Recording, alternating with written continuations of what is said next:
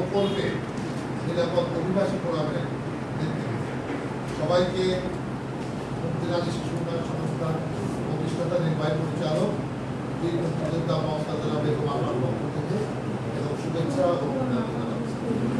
শুরুতেই কৃতজ্ঞতা প্রকাশ করছি আমি আজকের এই সভা সমিতির সভাপতি জাতীয় সভাপতি বিদ্যুৎ সহ আপনারা যারা এই গুরুত্বপূর্ণ সময় এই গরমের মধ্যে আমাদের এই আমন্ত্রণের আমরা কৃতজ্ঞতা মূলত মুক্তি নারী শিশু উন্নয়ন সংস্থা একটা এনজিও 1990 সাল থেকে কুষ্টিয়া জেলা থেকে কার্যক্রম শুরু করে।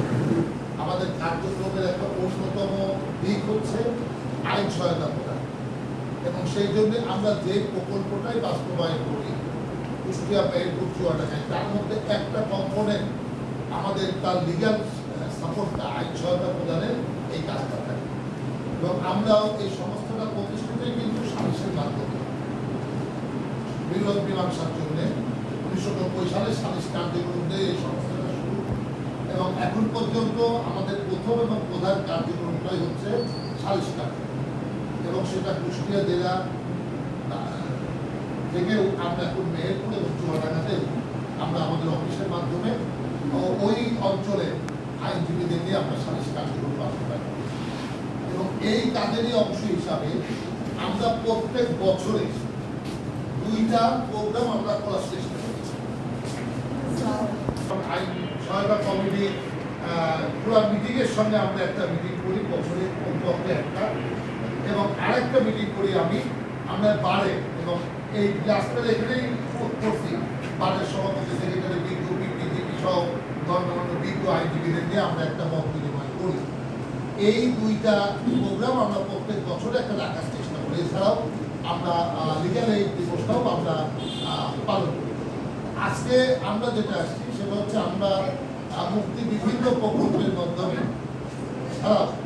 একটা প্রকল্প আমরা বাস্তবায়ন করছি সেটা হচ্ছে বিদেশ ফেরত নারীদের পুনর্বাসন এবং পুনর্গঠন। এই কাজটা আপনারা জানেন যে আমাদের রেমিটেন্স একটা বড় ফ্যাক্টর এবং যাদেরকে আমরা বলা হয় রেমিটেন্স যোদ্ধা।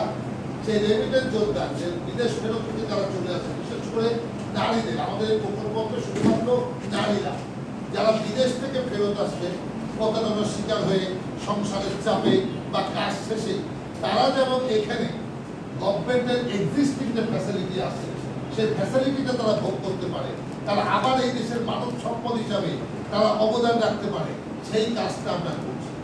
এটা মূলত বাংলাদেশের 16টা জেলায় ব্র্যাক বাস্তবায়ন করছে লিড এনজিও হিসাবে এবং আমরা মানুষের জন্য ফাউন্ডেশনের সঙ্গে এই 16টার মধ্যে 6টা জেলায় বাস্তবায়ন করছি, তার মধ্যে কুষ্টিয়া একটা জেলা এবং এইটা মূলত অর্থনৈতিক সাপোর্ট দিতে হবে সুইজারল্যান্ড দূতাবাস।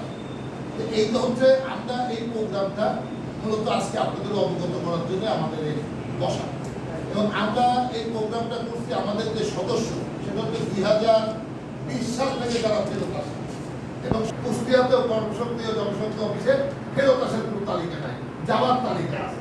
সেই জন্য সরকারেও এইটাকে গুছায় একটা পদক্ষেপ নিতে পারে না। আমরা প্রথম কাজটা করছি হচ্ছে যে সেই তালিকাটা আমরা একটা তৈরি করছি ডাটাবেস।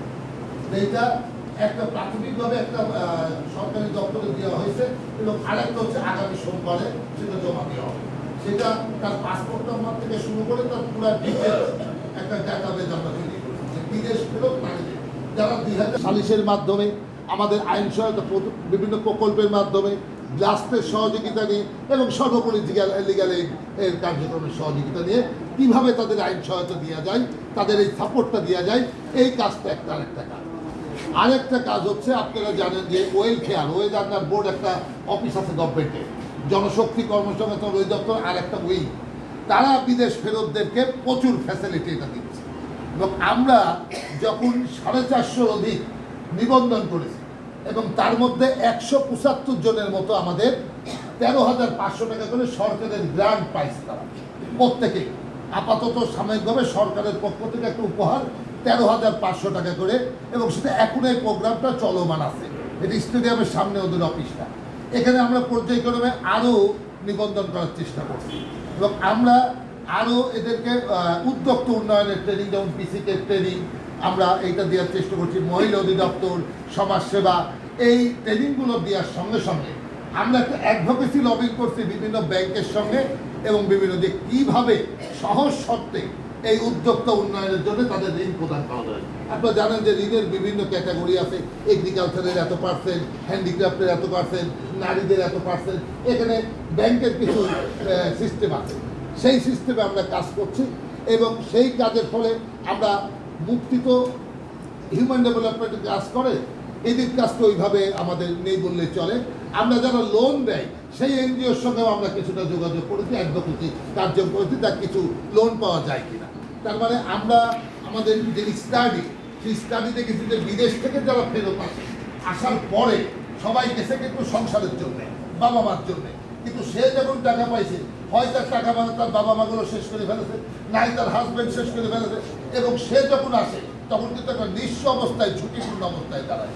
এবং তার সঙ্গে আবার সোশ্যাল কিছু ব্যারিয়ার আছে। বিদেশ থেকে একটা মেয়ে আসলে একটা বাঁকা চোখে দেখে, একটু কেমন করে। সেই জায়গা থেকে আমাদের কমিউনিটি বেস কিছু মিটিং আছে, উঠান বৈঠক আছে, এই ভ্রান্ত ধারণাটা দূর করে তাকে মূল স্রোত ধারায় সেই সদস্যদের আহ্বান করবে। এবং সর্বোপরি আমরা যে কাজটা করেছি, এটা আমাদের মোট 6টি উপজেলার প্রত্যেকটা ইউনিয়নে আমরা সার্ভে করে এ পর্যন্ত 663টা আমরা বৈধ বিদেশ ফেরত নারীদেরকে আমরা পেয়েছি। ওই যে 2020 সাল, মানে আরও আছে 21, 22, 21, 19, আমরাও তাদেরকে নিতে পারবো না, সরি 19, 18, আমরা 20 সাল থেকে নিতে পারবো, 20 সাল থেকে এ পর্যন্ত। এবং তাছাড়া যাদের বৈধ কাগজপত্র আছে। এবং আমাদের মূল জায়গাটা আছে যে সরকারের প্রবাসী কল্যাণ ব্যাংক, শুনেছেন আপনি, তাদের একটা বড় ক্ষেত্র আছে যে তাদেরকে লোন দেওয়া, স্টার্টিংয়ে 1 লক্ষ 2 লক্ষ টাকা লোন দেয়, কিন্তু তাদেরও আবার একটা ব্যারিয়ার আছে সরকারের নীতিমালায়, তাদেরকে সাক্ষী চায়। এখন এই বিদেশ ফেরত বোনদের সাক্ষী তো হতে চায় না, না তার আত্মীয় স্বজন, না তার রিলেটিভ, যে 2 লাখ টাকা 1 লাখ টাকার সাক্ষী। সেই ক্ষেত্রেও আমরা একটা অ্যাডভোকেসি করছি, বিরাট এটা পলিসি লেভেলে করছে যে এই সাক্ষীর এই জায়গাটাই শিথিল করা যায় কিনা। এই তো হচ্ছে আমাদের এই প্রোগ্রামের কাজ। আমরা প্রথম এই প্রোগ্রামটা ধাপটা করছি হচ্ছে, প্রথমে করছি হচ্ছে প্রিভেনশন করছি, আমরা অ্যাওয়ারনেস বিল্ড আপ করছি, তারপরে আমরা পার্টিসিপেশনের জায়গায় যাচ্ছি, এদের বিভিন্ন জায়গায় অংশগ্রহণ। যেমন আজকে আমরা না ডাকলে আপনাদের মতো এই লোকগুলোর সঙ্গে এই 4 জন প্রতিনিধি জীবনে বসার সুযোগ পাতে কিন্তু সম্ভব। কোর্টের বিজ্ঞ পিপি, আইনজীবী, সভাপতি সহ যারা সিনিয়র আইনজীবী আছেন তাদের সামনে ওরা বসার সুযোগ পেতে, এই অ্যাক্সেসগুলো আমরা করছি। আরেকটা হচ্ছে আমরা মানে প্রোটেকশন দিচ্ছি, যেটা তাকে লোন দিয়ে, তাকে সাপোর্ট দিয়ে, বিভিন্ন জায়গায় লিঙ্কেজ করে দিয়ে যাতে তাদের পায়। এবং সর্বোপরি আমরা এটা পলিসি অ্যাডভোকেসির কাজ করছি, এই যে 4টে ধাপে আমরা এই কাজটা করছি। আজকে আপনাদের কাছে আমাদের একটা অনুরোধ যে আমরা মুক্তি, এটা তো সেন্ট্রালি এই প্রকল্পটা, আমাদের যে ব্যাপারটা আছে যে আমাদের নিয়মিত লিগ্যাল কার্যক্রম, কোর্টের সঙ্গে আমাদের একটা যোগাযোগ আছে, তাই আমরা কোর্টের সাপোর্টগুলো দিতে পারি। কিন্তু আমরা নিরাপদ অভিবাসী ফোরামে 4 জন আপনাদের লাস্টে পরিচয় করাই দেব। তারা যদি কোনো সময় আপনাদের কাছে আসে, আমাদের একটা অনুরোধ যে তাদেরকে এই আইন সহায়তাটা কোন জায়গায় দেওয়া যায়, মানে আমরা তো আস্তে আস্তে স্বাধীন করবো, একটা সময় আমার কাছে নাও আসতে পারে, তারা নিজেরাই এখানে আপনাদের কাছে আসতে পারে। এবং আমরা মুক্তি সেটাই চাই, যে শুধু প্রকল্প শেষ আবার কাজ শেষ ওইটা না, তাদের একটা জায়গায় সিভিল সোসাইটি একটা অ্যাক্সেস করে দেওয়া বাড়ির সঙ্গে, যাতে তারা সরাসরি তাদের কমিউনিটির কারোর আইন সহায়তা লাগলে তারাই সহযোগিতা পারে।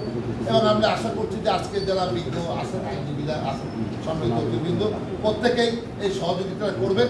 এবং আজকে শুধু এই প্রকল্পের এই পরিচিতির কারণে এবং আপনাদেরকে এই অবগত করার জন্য আমাদের এইটা প্রোগ্রাম, যে সবাইকে আমার পক্ষ থেকে শুভেচ্ছা জানাচ্ছি এবং আবারও কৃতজ্ঞতা প্রকাশ করছি যে কোর্টের এই পিক আওয়ারে আমাদের এখানে উপস্থিত হওয়ার জন্য। ধন্যবাদ সবাই।